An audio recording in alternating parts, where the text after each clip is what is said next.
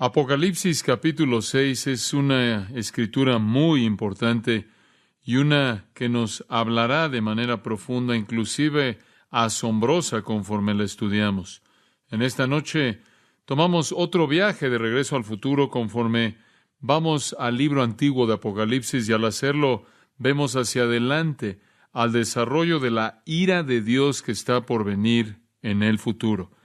Al llegar al capítulo 6, como usted sabe, si usted ha estado con nosotros, la música de la alabanza que ocupó los capítulos 4 y 5 ha terminado, y el movimiento del juicio que comenzó en el trono ya desde el capítulo 4, versículo 5, en donde ve algunos relámpagos y sonidos y truenos.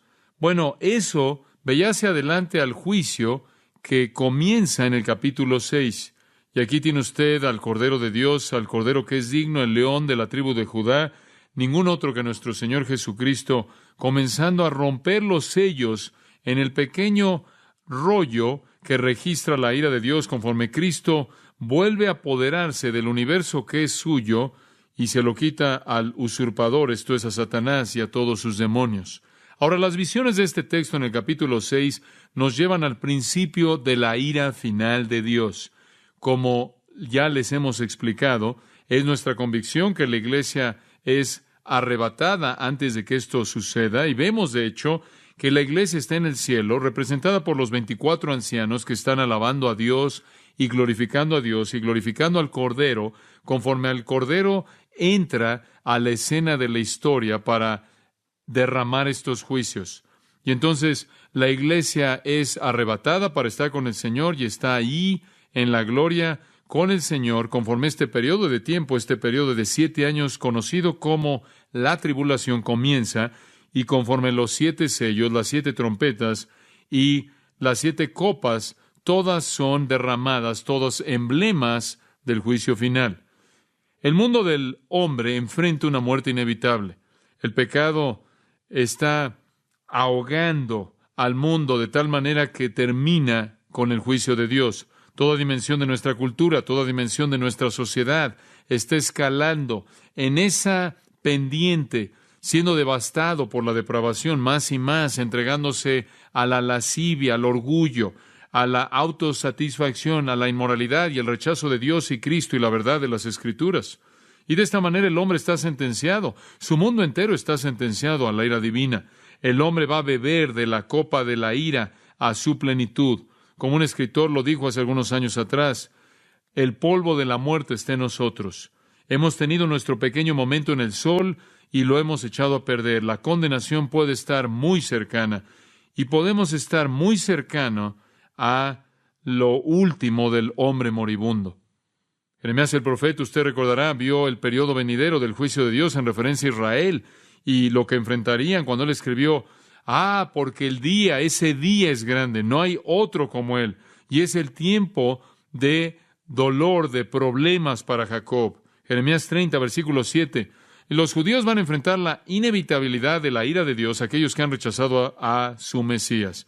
Isaías, por otro lado, también vio la ira final, y la vio no tanto desde la perspectiva de los judíos, sino que en el capítulo 34 de Isaías la vio en referencia a los gentiles. En el versículo 1, acercaos, oh naciones, oíd y escuchad, oh pueblos, que la tierra y todo lo que contiene oiga, y el mundo y todo lo que nace de él. Y él está incluyendo a toda la humanidad, porque la indignación del Señor está contra todas las naciones y su ira contra todos sus ejércitos. Él las ha destruido de manera total, él las ha entregado a la matanza, de tal manera que sus matados serán arrojados, sus cuerpos dan su olor. Los montes estarán llenos de su sangre y todo el ejército del cielo se va a desgastar y el cielo se enrollará como un pergamino.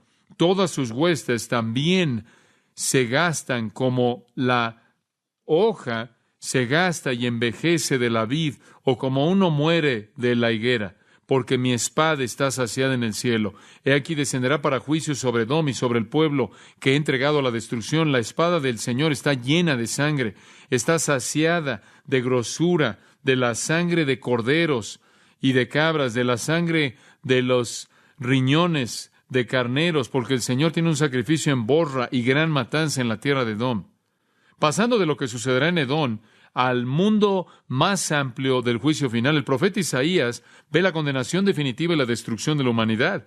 Y entonces oímos por parte de los profetas de la antigüedad, y no solo en esos pasajes, meramente son emblemáticos, que vendrá un día final de juicio, porque para los judíos será el tiempo de aflicción, de tribulación de Jacob, y para los gentiles será la matanza del mundo. Y entonces, cuando vemos a nuestro mundo, tenemos que reconocer que se dirige a la condenación, al juicio. De hecho, nos sentimos como si pudiéramos oír a veces a un mundo que se está ahogando, los últimos suspiros de agonía, por así decirlo. Y en este capítulo, en el cual nos concentramos en esta noche, Apocalipsis capítulo 6, literalmente somos transportados al futuro.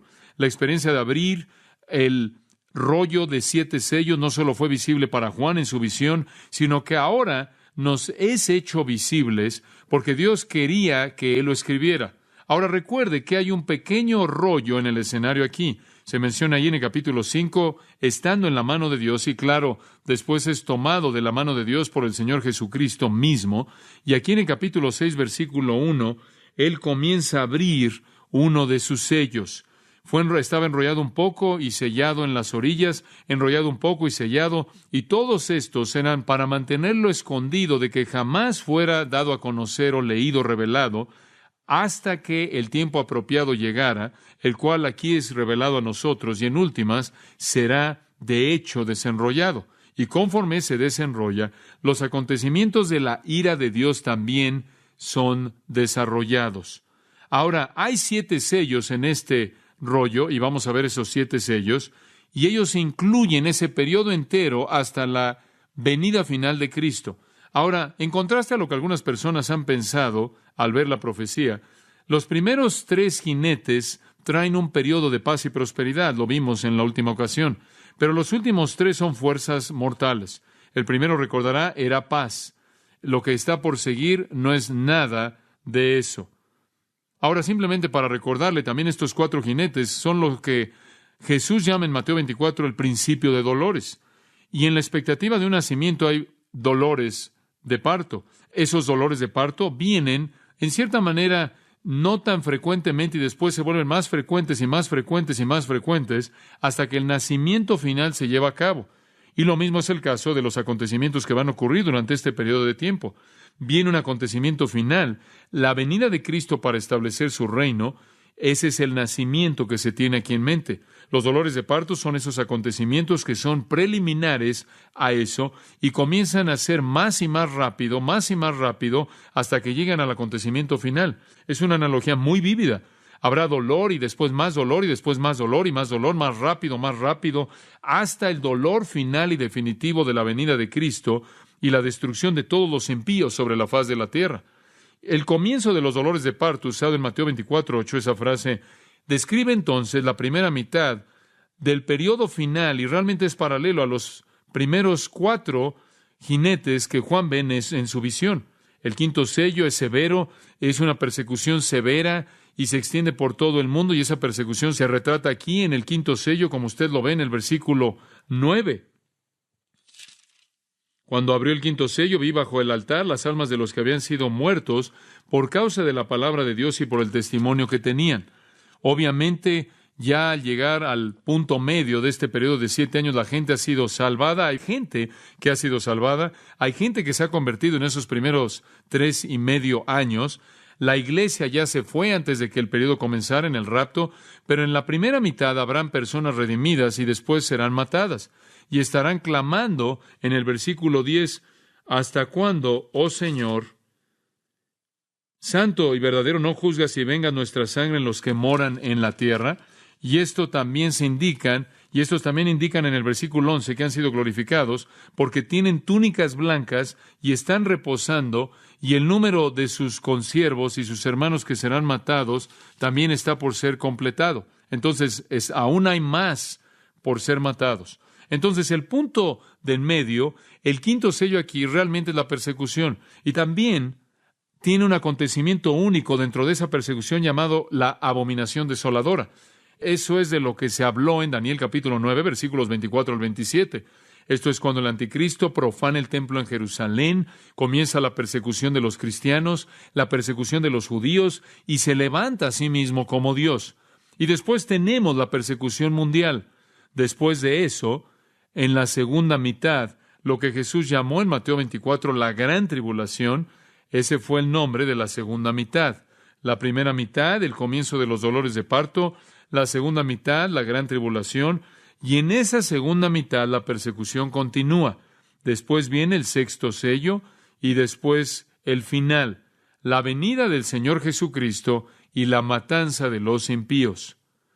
La abominación entonces, que se lleva a cabo por parte del anticristo en Jerusalén, de acuerdo con Daniel 9:27, se encuentra en el punto medio a la mitad del periodo de 70 años. Daniel dice que sucede a la mitad de la semana, en algún punto en medio. De hecho, es en periodo de 7 años. Eso detona la gran tribulación. Ese es el interruptor que hace que la humanidad entre a la gran tribulación. Los últimos 3.5 años, 42 meses, 1,260 días antes de la venida de Cristo, los 2 sellos finales, las trompetas finales y las copas, los juicios finales de las copas. Entonces, los acontecimientos descritos en el rollo, cuando es desenrollado de manera plena, van a incluir los 7 años completos de la ira de Dios. Y la última parte la podríamos llamar el día del Señor.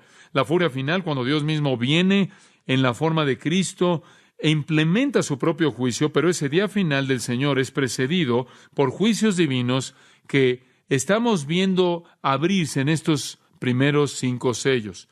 Ahora, conforme cada sello es abierto, la secuencia del juicio se desarrolla de manera vívida. Recordemos el primer sello, versículos 1 y 2.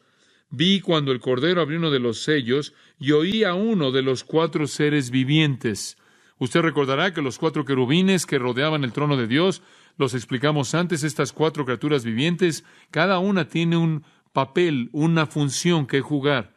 El primero, dice aquí, él dijo como con voz de trueno, lo cual, claro, encaja la idea de juicio. Él dice, ven, y él está hablando a un jinete. En el versículo 2, un caballo blanco viene y hay un hombre sentado sobre él, y tiene un arco y una corona les dada, y viene a conquistar, conquistando y para conquistar. Esto, como lo señalamos a detalle, simboliza la paz mundial breve e engañosa.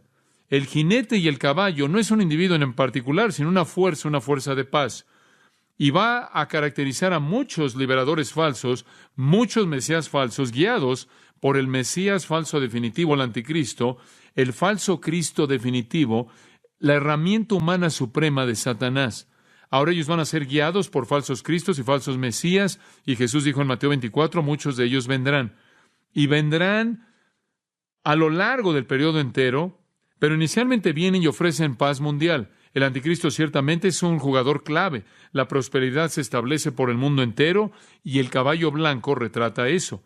El hecho de que él es blanco indica la majestad conquistando. Inclusive indica pureza y justicia, una pureza falsa y una justicia falsa. Notará que tiene un arco, pero no tiene flecha, lo cual significa que tiene cierta cantidad de autoridad, pero conquista sin llegar a disparar ni una flecha.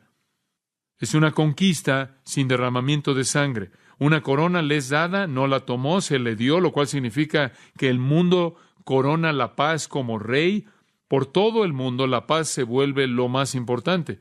Y le dijimos que eso ciertamente es el ambiente del día, ¿no es cierto? La paz mundial, paz global, y la paz será coronada como rey. Y la paz estará conquistando y vendrá a conquistar aún más una serie de triunfos, llevando a una época dorada de prosperidad, con la promesa de que más prosperidad y más paz está por venir.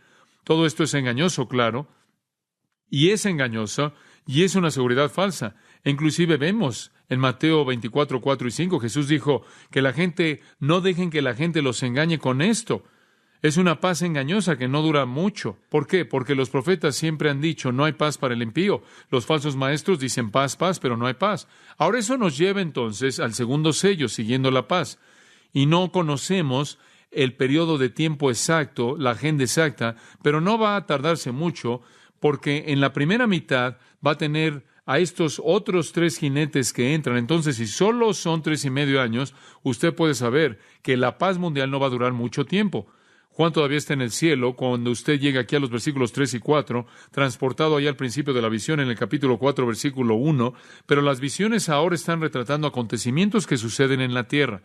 El siguiente dolor de parto, que se va a incrementar en intensidad hacia el acontecimiento final de la ira de Dios y la venida de Jesucristo, puede ser entendido claramente si usted tan solo ve los versículos 3 y 4. Cuando abrió el segundo sello, oí el segundo ser viviente que decía, ven y mira. Y salió otro caballo bermejo, y al que lo montaba le fue dado poder de quitar de la tierra la paz, y que se matasen unos a otros, y se le dio una gran espada. Es otra razón por la que sabemos que el primer jinete es paz, porque el segundo quita la paz. En una palabra, el segundo jinete no es paz, el segundo jinete es guerra mundial. Ahora eso no nos debe sorprender, porque en Mateo 24 Jesús dijo, siguiendo el engaño de la paz, capítulo 24, versículos 4 y 5, Él inmediatamente dice, oirán de guerras y rumores de guerras. Y después, en el versículo 7, Él dice, y se levantará nación contra nación y reino contra reino. Ese va a ser el siguiente acontecimiento en el flujo, en la secuencia de precursores que llevan al día final del Señor. Y aquí la historia se vuelve algo feo. Aquí la historia se vuelve fea y se queda así hasta que Cristo establece su reino. Ahora veamos los detalles. Versículo 3. Él abrió el segundo sello. Aquí estamos hablando del Cordero. El Cordero, el león de la tribu de Judá, el heredero legítimo es el que abre el segundo sello, en lo cual, y al hacer esto, Él desenrolla otra sección del rollo que describe los acontecimientos que se están llevando a cabo en esta segunda fase del juicio de Dios que se está desarrollando. Oí al segundo ser viviente, y Juan nunca lee nada. Es como si, conforme usted desenrolla el rollo, lo que está escrito ahí es actuado, se vuelve un drama visible. Y el segundo ser viviente, el segundo querubín dice, ven. Y vemos exactamente el mismo escenario. El ángel que está ahí cerca del trono de Dios, que se nos describe ahí en el capítulo 4, versículos 6 al 9, como uno de los 4 seres vivientes, le habla al siguiente jinete conforme el Señor soberano rompe el sello y el juicio se desarrolla. Hay una respuesta inmediata por parte del jinete, y en el versículo 4 salió otro caballo bermejo. Ahora, no quiero tomar el tiempo en esta noche, pero si quiere usted llevar a cabo un estudio interesante, simplemente vea en su concordancia y rastréelo a lo largo del Antiguo Testamento y encontrará que, sea que usted esté leyendo Job 39, Proverbios 21, el Salmo 76, o en Jeremías 6, Isaías 43, Zacarías 9 o Zacarías 10, los caballos están asociados con el triunfo, con majestad, con poder, con fuerza.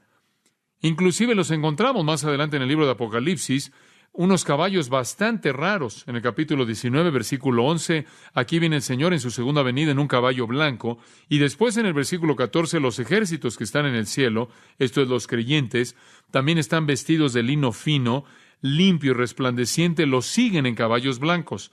Ahora es cuestionable si esos son caballos literales, ciertamente son simbólicos de triunfo, son simbólicos de poder y majestad y fuerza. Ahora esta fuerza que viene, notará que es bermejo, esto es rojo, en contraste a blanco. Es rojo como fuego, rojo como sangre, y habla de holocausto, de guerra, la guerra en su forma más devastadora y aterradora. Sabemos que es guerra porque dice que quita la paz de la tierra, los hombres se matan unos a otros y una gran espada le fue dada a él. También sabemos que es guerra porque es un paralelo de lo que Jesús dijo acerca de la guerra y rumores de guerra y naciones levantándose contra nación levantándose contra nación, y después envía como juicio en contra de la paz que vivió por corto tiempo, la paz falsa, una guerra inmediata. Y notará también que dice que salió otro caballo bermejo, y al que lo montaba le fue dado poder de quitar de la tierra la paz. Note, le fue dado. ¿Por quién? Por Dios. Por favor, recuerde esto, porque es un punto muy importante.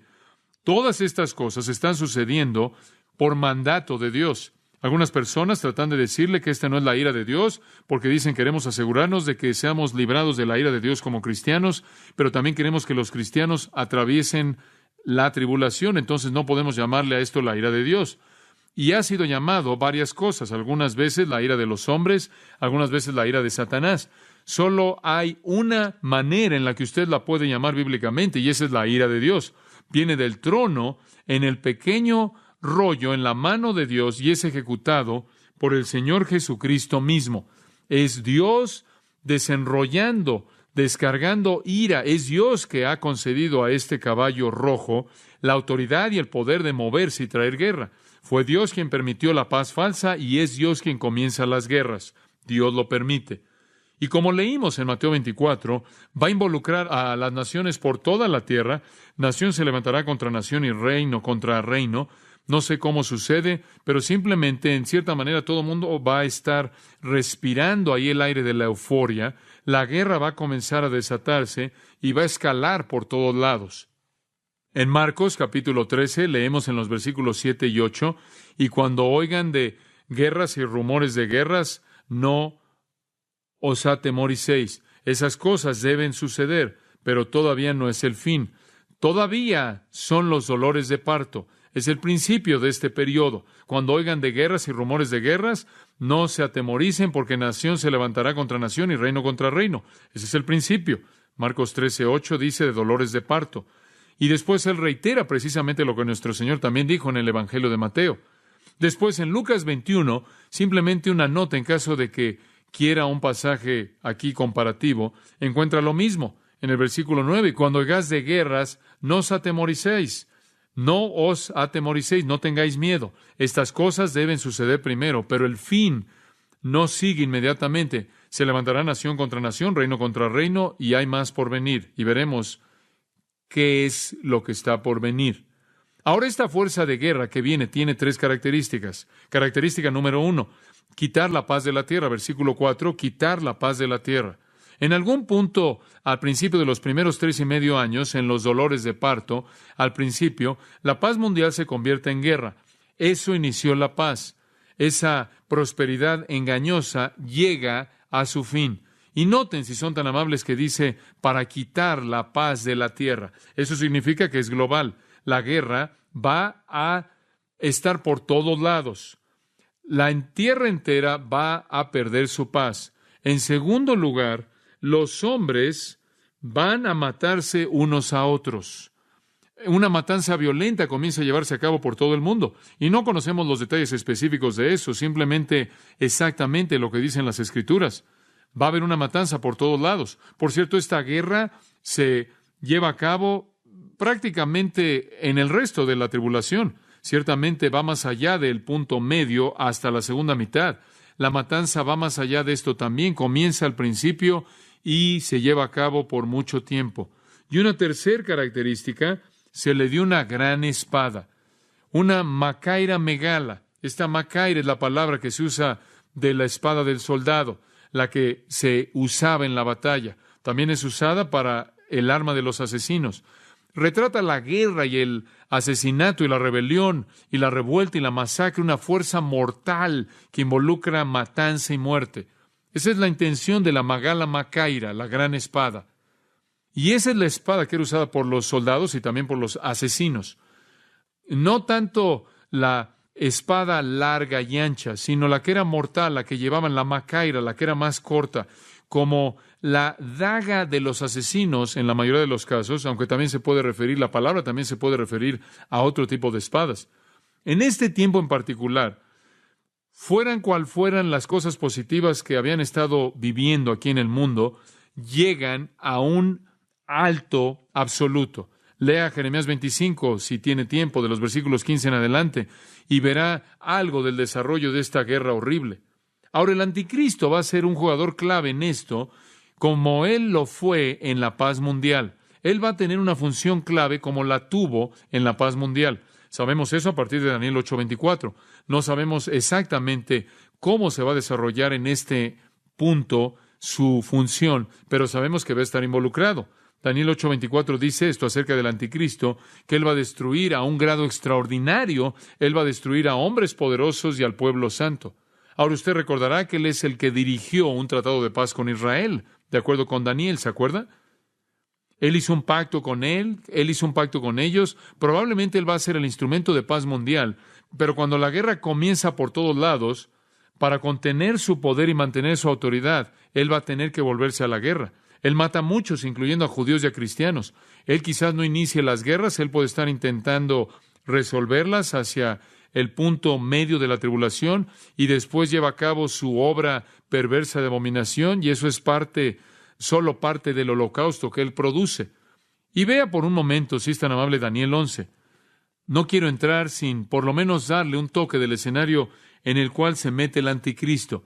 En Daniel capítulo 11, versículo 36, dice que este anticristo, llamado el rey, que hará lo que él quiere, el rey voluntarioso, el anticristo va a exaltarse y a elevarse por encima de cualquier Dios, de todo Dios. Él se vuelve un dictador mundial. Él habla cosas monstruosas contra el Dios de dioses, Daniel 11:36. Él prosperará hasta que la indignación sea terminada para que aquello que ha sido decretado sea hecho. Dios permita que este hombre profano se vuelva soberano y un dictador que hable contra Dios, que llegue al poder. Él no va a mostrar respeto alguno hacia los dioses de sus padres. Él es alguien profano. Él no muestra consideración hacia el deseo de las mujeres. Ahora eso podría ser una referencia al deseo de las mujeres, siendo una frase que los judíos solían usar para hablar del Mesías. Esa es una posibilidad. Que no tiene respeto, no le da importancia al verdadero Mesías, al verdadero Cristo. Quizás una mejor posibilidad cuando dice que él no tiene el deseo de las mujeres, indica que es un homosexual, no algo difícil de concebir en nuestro mundo. Él no mostrará consideración alguna para ningún otro Dios y se va a magnificar, se va a elevar a sí mismo sobre todos los hombres. Él va a honrar al Dios de las fortalezas, este es el Dios de la fuerza, un Dios a quienes sus padres no conocieron. Él honrará con oro, plata, piedras preciosas y tesoros. Él va a ser extremadamente rico para poder financiar sus guerras. Él va a tomar acción contra la más fuerte de las fortalezas con la ayuda de un Dios extraño. Él le va a dar gran honra a aquellos que lo reconocen y va a causar que gobiernen sobre los muchos, y él va a darles tierra por un precio. Él tiene a sus enemigos y sus aliados, y él comienza a pelear aquí y ahí y a ganarse aliados para las guerras, y puede verlo involucrado en un esfuerzo de guerra masivo. Y todo esto está por todo el mundo rodeando a Israel. Inicialmente él supuestamente va a proteger a Israel, y aparentemente protege a Israel cuando todo esto comienza. Hacen un pacto con él y los protege mientras que esta guerra mundial se está desarrollando y escalando, y él está tratando de posicionarse como el dictador mundial y la gran potencia. Y la matanza se está llevando a cabo, y él continúa protegiendo a Israel hasta el punto medio de la tribulación, y después él hace lo que hace al profanar el templo y comienza a moverse para matar a Israel. Sin duda alguna, el anticristo viene en paz. Probablemente resuelve algunos problemas en el Medio Oriente, inclusive problemas mundiales. Él se vuelve el protector de Israel, con quien Israel hace un pacto. Él encabeza el Imperio Romano revivido, probablemente una confederación europea, el Imperio Romano revivido, habiendo ocupado Europa. Él va a venir como un gran líder de Europa. Israel está bajo su sombrilla de protección y bajo la sombrilla de protección de la Confederación Occidental, el poder europeo, la potencia europea, y el anticristo va a gobernar el mundo. Y después el mundo, en todos sus levantamientos, va a ser aplastado. Después, versículo 40 dice, en el fin del tiempo, los días postreros. Esto probablemente se lleva a cabo en la segunda mitad, simplemente para mostrarle el rango amplio de sus guerras, o hacia el final de la segunda mitad, el tiempo del fin, probablemente la gran tribulación, la segunda mitad de sus 7 años. El rey del sur va a chocar con él. Ahora, no sabemos quién es el rey del sur, pero si usted va al sur de la tierra de Israel, está en Egipto.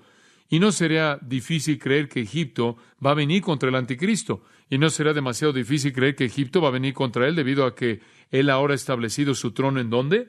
En Israel, en Jerusalén. Allí es donde él se levanta a sí mismo como Dios para ser adorado por el mundo entero. Este es un lugar estratégico, como usted sabe, en el mundo, debido a que es la encrucijada de muchos caminos en el mundo, Asia, África, Europa. Y él es atacado por el rey del sur. Literalmente el texto hebreo dice, para empujar como cabra, como bajar sus cuernos y venir en ataque. Probablemente el rey del sur no es identificado solo como Egipto, porque es el sur entero. Todo el mundo musulmán de Egipto, Libia, Etiopía, África, la alianza que viene contra él, viene de esa parte del mundo. Un ejército africano de cierto tipo se mueve contra el anticristo, quien no solo está gobernando el mundo, sino que ha establecido su trono como Dios en la ciudad de Jerusalén. Y también notará en el versículo 40 que el rey del norte va a venir contra él, carros y jinetes y muchas naves, y claro, el equivalente moderno de todo eso. Aquí viene el rey del norte. ¿Quién es? Bueno, algunos creen que es Rusia. ¿Podría ser Rusia? Ciertamente he enseñado en nuestro estudio de Daniel que está bien suponer que podría ser esa nación masiva de Rusia. Hay toda razón para pensar que podría ser, porque habla de estar en el norte, y eso está en el norte. También es razonable suponer que podría ser otra conspiración árabe.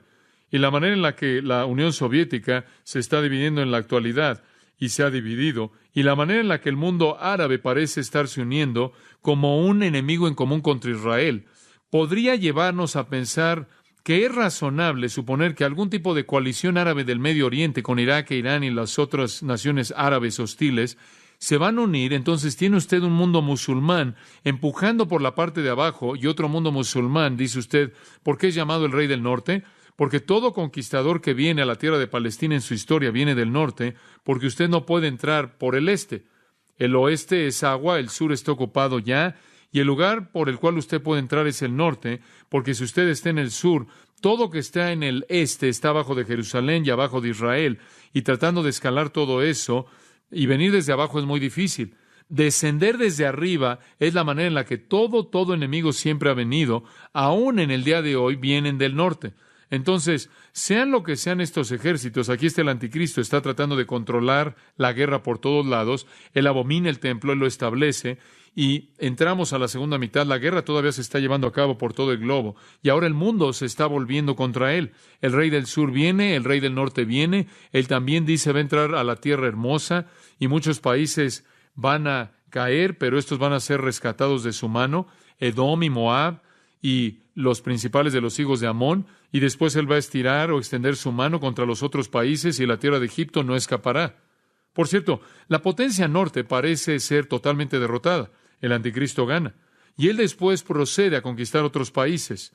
Este es lo que la abundancia, y pasa por en medio de ellos. La tierra hermosa es una referencia a Palestina, Israel. Él conquista todo eso, claro, y todas las otras tierras, versículo 42. Él extiende su mano contra los otros países, la tierra de Egipto no escapará. Entonces, él ha derrotado a los dos reyes, a los dos ejércitos, él entra a la tierra gloriosa de Israel, y quizás este es el lugar donde él lleva a cabo la abominación, realmente no sabemos. Quizás este es el punto de en medio. Es difícil estar seguro de eso. Quizás ya sucedió, ya para el tiempo en el que esto sucede. ¿Qué razón habría para que el sur empujara de esa manera y el norte empujara de esa manera si él no ya hubiera establecido su poder en ese lugar? Entonces es difícil saber. Pero él ha profanado el templo. Él se ha establecido como Dios. Si usted quiere leer de esto, lee Apocalipsis 13:7 y vamos a llegar ahí. Y él tiene al Medio Oriente en sus manos, todos sus recursos. Él es el Dios soberano invencible en su propia mente. Él consuma a la iglesia ramera, la religión falsa que queda en el mundo, de acuerdo con Apocalipsis 17. Y él tiene un asociado llamado el falso profeta que llama al mundo entero a adorarlo. Y es en esa posición en la que lo encontramos en el versículo 42. Conforme él se ha salido de ahí para conquistar otros lugares y continúa venciendo otros países. Y hay un derramamiento de sangre interminable. Aquí Edom, Moab, Amón, francamente, es una tierra estéril la que deja ahí, y no hace eso. En lugar de moverse al sureste, se mueve al suroeste, como la indicación del texto lo presenta. Él adquiere el control de los tesoros escondidos de el oro, la plata, las cosas preciadas de Egipto, los libios, los etíopes lo van a seguir.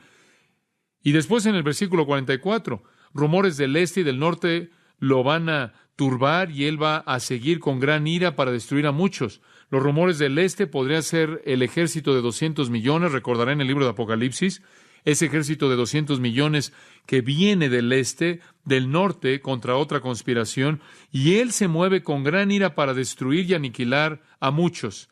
Él es una fuerza poderosa, poderosa, y él va a establecer su tienda, la tienda de su pabellón real entre los mares. Ese es el mar Mediterráneo y el Muerto. Y si usted coloca su tienda entre esos lugares, usted está en la tierra de Israel. Él coloca su palacio, su lugar de poder, en el monte mismo santo de Sión, y él va a llegar a su fin, él va a encontrar ahí quien lo aplaste. Y él piensa que ha conquistado el mundo, y los niños en la actualidad dicen, no, equivocado. No va a suceder porque el Señor va a venir. Entonces, las guerras comienzan al principio y se esparcen, y en algún punto la abominación desoladora y esta guerra sigue incrementándose hasta que Cristo regresa a conquistarlo. Ahora usted puede regresar, si es tan amable, al libro de Apocalipsis. Conforme usted ve este jinete de la guerra, este es el principio de los dolores de parto y empeora. Daniel parece mostrarnos las guerras que se incrementan conforme el anticristo se involucra en ellas. Entonces, el comienzo de guerras en la primera mitad se lleva a cabo hasta el final y sigue hasta el final. La última intención, el último intento del hombre por salvar a su sociedad termina en un holocausto mundial y todo comienza a desintegrarse. Viene la guerra, se queda y escala hasta el final. Ahora observe el tercer sello, versículo 5. Aquí encontramos la misma introducción. Cuando abrió el tercer sello, oí al tercer ser viviente que decía, ven y mira. Y miré. Y aquí hay shock en esta palabra, miré. Y he aquí hay sorpresa, un caballo negro, y el que lo montaba tenía una balanza en la mano. Y oí una voz de en medio de los 4 seres vivientes que decía, 2 libras de trigo por 1 denario, y 6 libras de cebada por 1 denario, pero no dañes el aceite ni el vino. Entonces, el tercer sello es abierto, y el tercer jinete viene. Y la respuesta de asombro de Juan es indicada en la frase, he aquí. Y él vio un caballo negro, y negro es el color del hambre. Lea Lamentaciones capítulo 5, versículos 8 al 10, y verá al negro identificado como el color del hambre. El hambre es el efecto de la guerra mundial. Jesús dijo esto también. Jesús dijo, después de que se levante nación contra nación y reino contra reino, habrá hambre. Mateo 24, 7. Esto también es el juicio de Dios. Él lo ha hecho antes. Ageo 1, Ezequiel 4. Dios ha traído hambre antes y la volverá a traer. Cuando se lleva a cabo este tipo de guerra por todo el globo, la gente va a dejar de producir. La matanza es tan grande, como lo veremos en un momento, que las provisiones de alimentos son destruidas. Y usted puede imaginar que una guerra a este nivel, con el tipo de armamento que tenemos en la actualidad, va a ser devastador. Y como resultado de esto, se va a racionar el alimento debido a la escasez de alimento. Esa es la razón por la que dice en el versículo 5 que el jinete en el caballo negro también tiene un arma.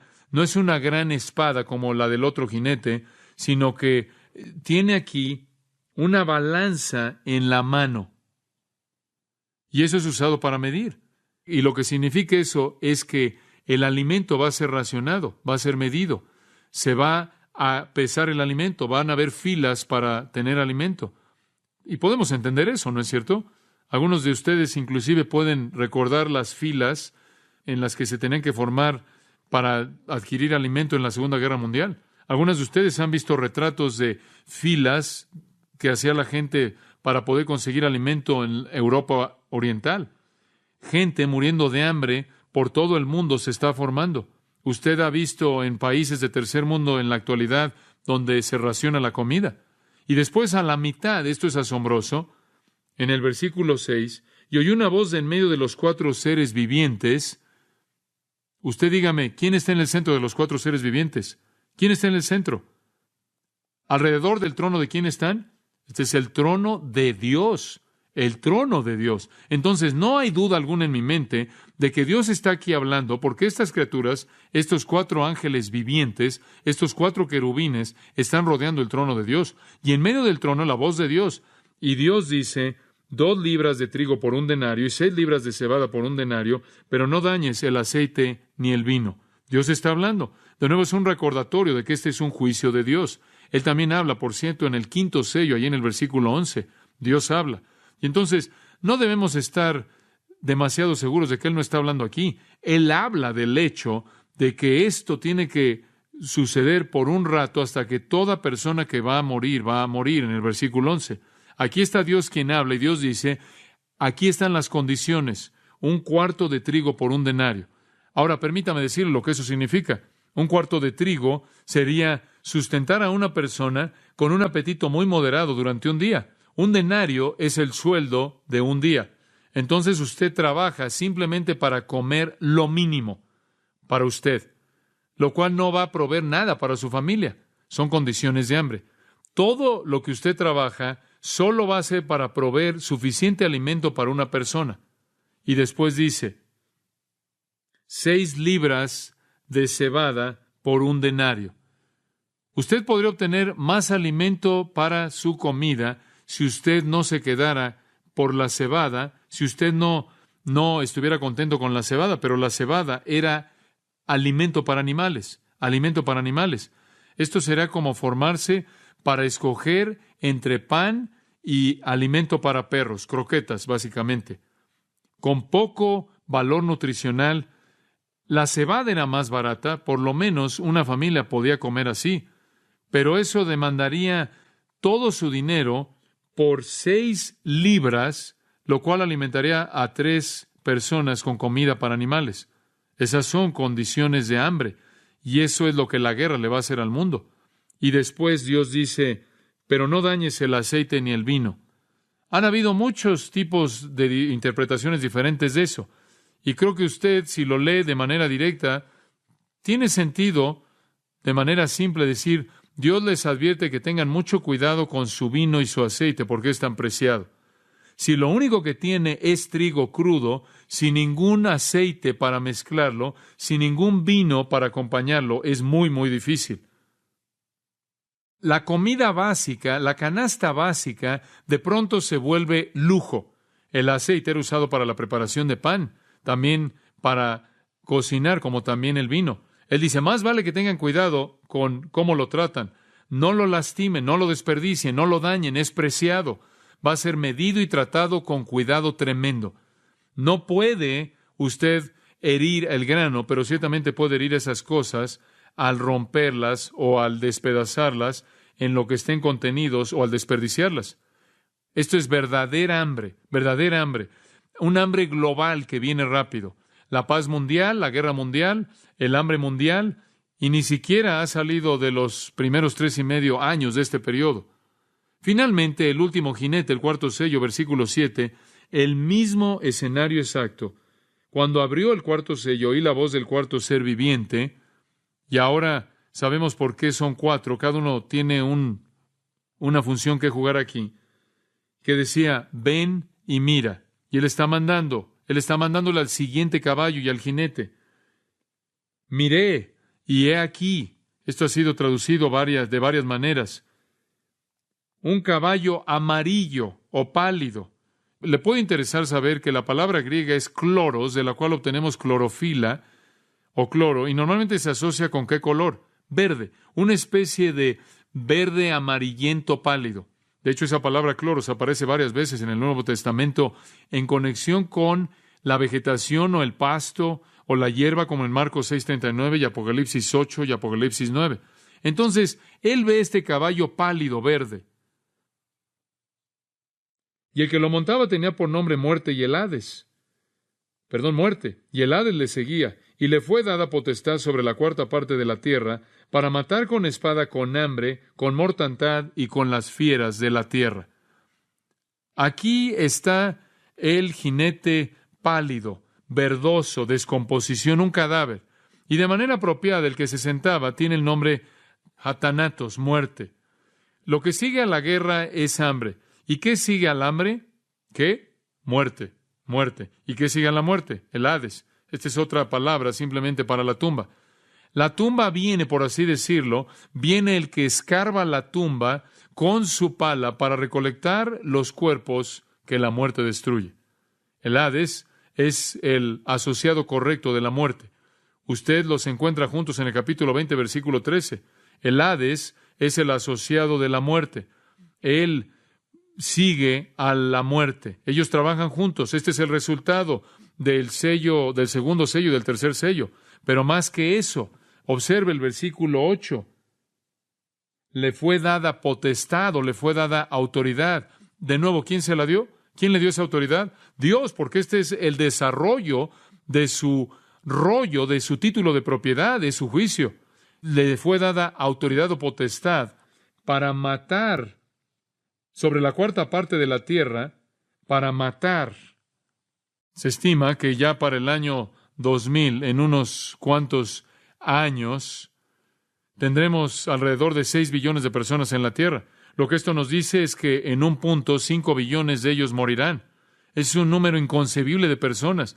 Literalmente podría aplastar a 2 continentes. El armamento nuclear y las armas sofisticadas hacen de esto posible ahora, en un corto periodo de tiempo, mientras que habría sido imposible en una época de espadas y de arcos. Pero 4 cosas van a matar. La espada, y ya hablamos de eso en relación con la guerra. El hambre, ya hablamos de eso en relación con el tercer sello.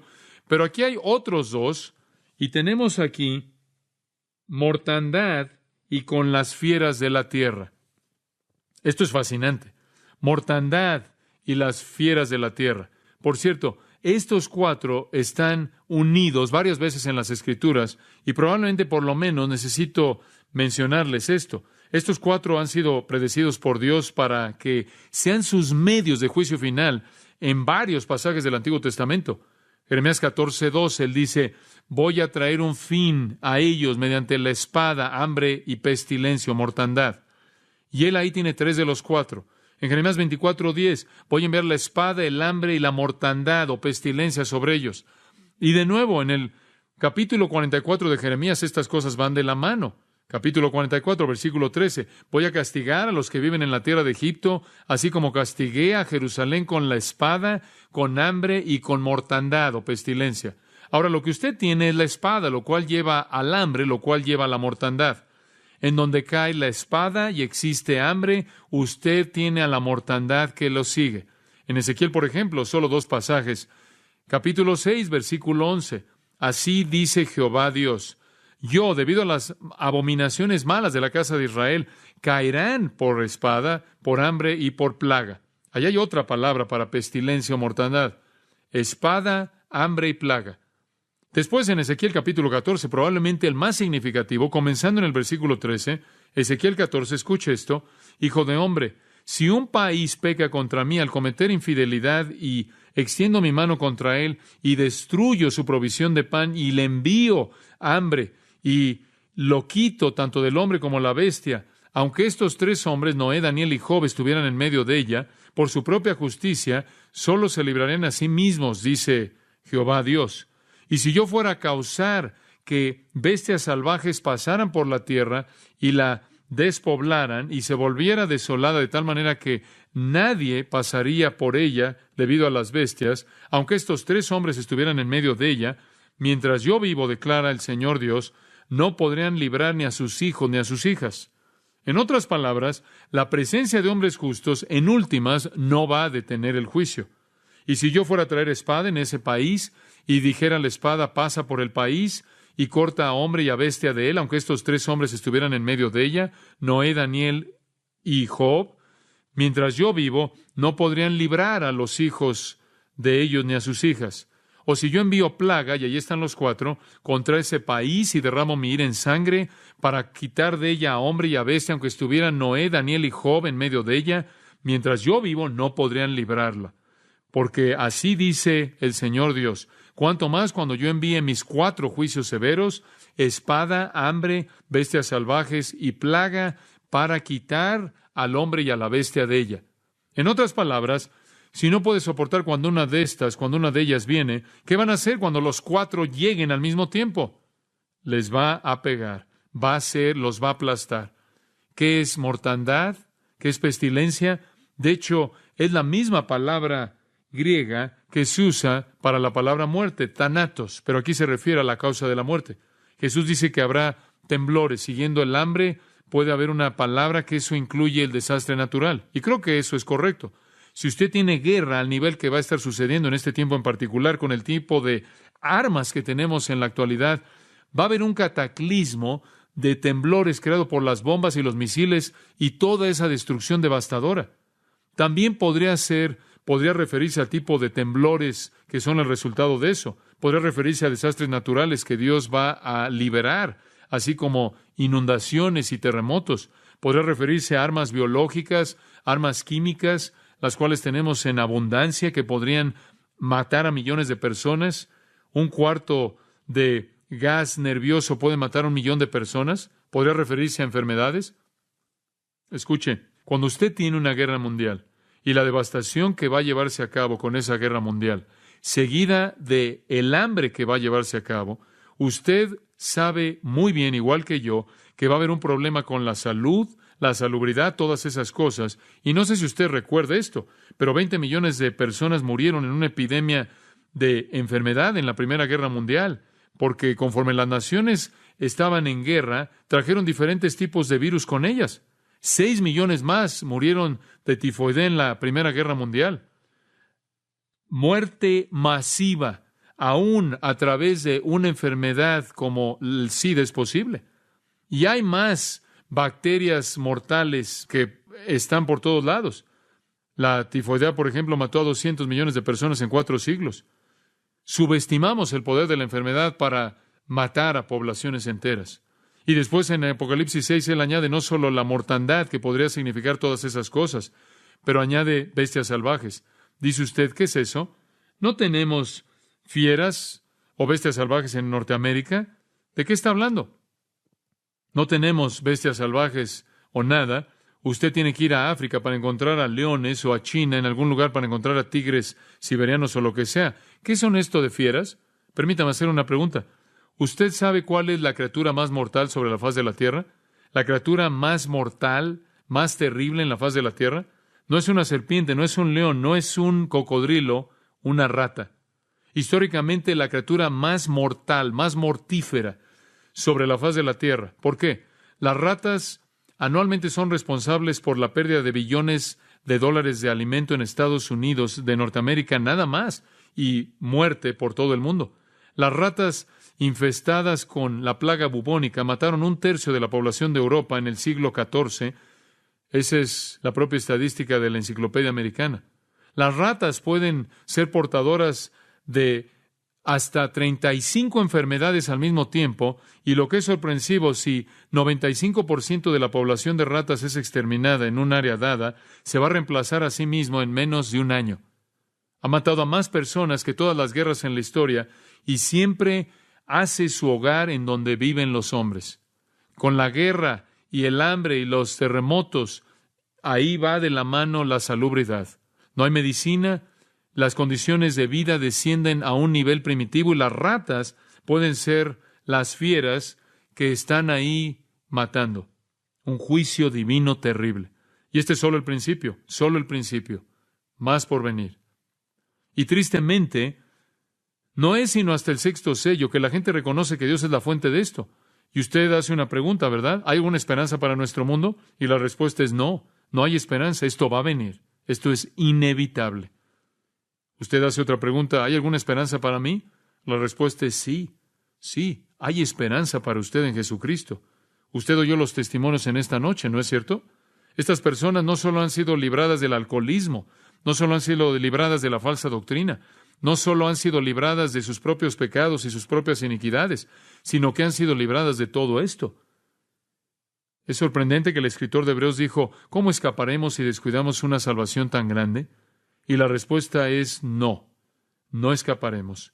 Pero Jesús ha provisto una manera, un camino para escapar. Padre, gracias por el regalo de Cristo y su provisión. Cosas aterradoras, cosas terribles le esperan al mundo. Y tú las has presentado aquí, pero no lo reconocen. Aquí es a donde van y no sabemos cuánto tiempo va a pasar antes de que comience. Pero Señor, te damos gracias porque nos has librado de tu ira terrible, del día del Señor, del día del juicio terrible. Nos has librado a través de Cristo. Te damos gracias por la salvación que Él provee, que nos salva de la ira venidera.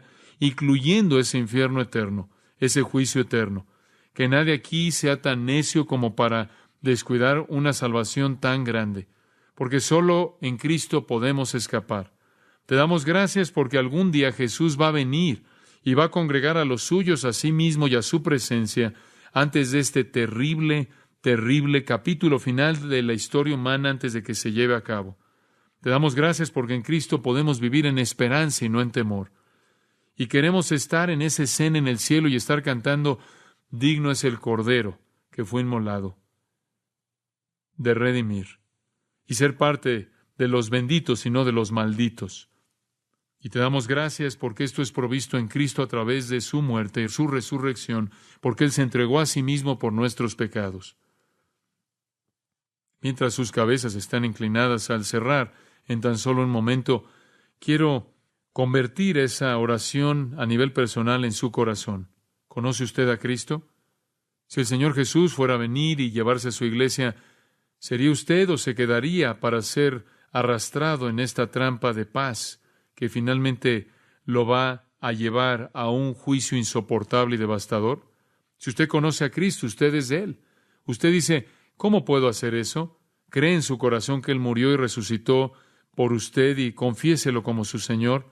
Pídale que lo salve de su pecado y de juicio. Dios en carne humana, ese es Cristo, vino al mundo para morir en su lugar, para llevar la maldición para que usted nunca pueda sentir la maldición de Dios. Necesita venir en arrepentimiento y fe. Padre, oramos porque todo corazón se vuelva hacia Cristo y te alabamos y te damos gracias porque has provisto un escape. No solo un escape, sino que has provisto un cielo glorioso en el cual moraremos contigo para siempre. Te damos gracias en el nombre del Salvador. Amén.